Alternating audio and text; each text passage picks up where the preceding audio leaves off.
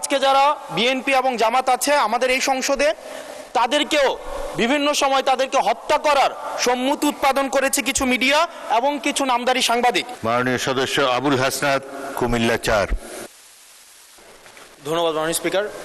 মাননীয় স্পিকার, আমার প্রশ্নটি হচ্ছে, সাংবাদিকদের পেশাগত নিরাপত্তা অবশ্যই প্রয়োজন এবং দীর্ঘ 17 বছরের বেশি সময় আমরা দেখেছি সাংবাদিকতা করা খুব ডিফিকাল্ট ছিল। সেই সময়েও ঠিক সেই সময়টিতেও অনেক পেশাদার সাংবাদিক তারা পেশাদারি দায়িত্ব পালন করে গিয়েছে। আমার প্রশ্নটি হচ্ছে, আওয়ামী লীগের সময় যেসব সাংবাদিক পরিচয় দিয়ে যারা গণহত্যা, যারা ভোট চুরি, গুম, খুন, ব্যাংক ডাকাতি, সেগুলোর বৈধতা এবং সম্মতি উৎপাদন করেছে মিডিয়াগুলোতে, এবং যারা আজকে সরকার দলে আছে বিএনপির সর্বোচ্চ নেতা বর্তমান প্রধানমন্ত্রী, উনাকেও বিভিন্ন ষড়যন্ত্রকারী, দেশদ্রোহী হিসেবে আমরা দেখেছি বসুন্ধরার ইস্ট ওয়েস্ট মিডিয়া বিভিন্ন সময় নিউজ করেছে। এবং আজকে যারা বিএনপি এবং জামাত আছে আমাদের এই সংসদে, তাদেরকেও বিভিন্ন সময় তাদেরকে হত্যা করার সম্মতি উৎপাদন করেছে কিছু মিডিয়া এবং কিছু নামদারি সাংবাদিক।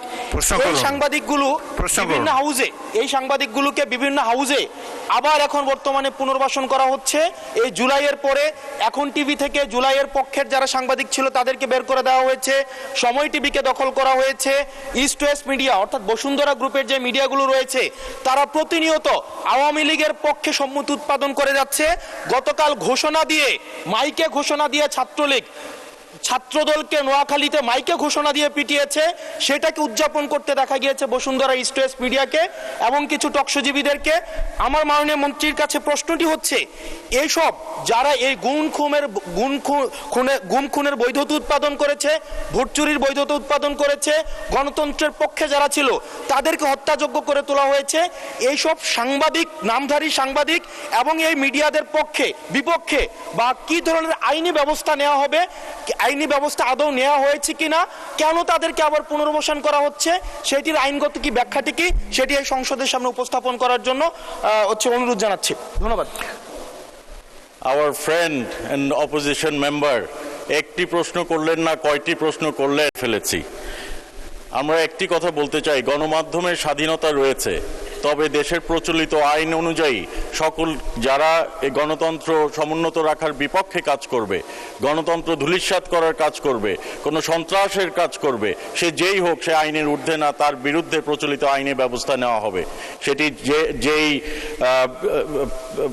যেই সাংবাদিক হোক, আর আমাদের পলিটিশিয়ান, বিজনেসম্যান, চাকরিজীবী আইনের ঊর্ধ্বে তো কেউই না।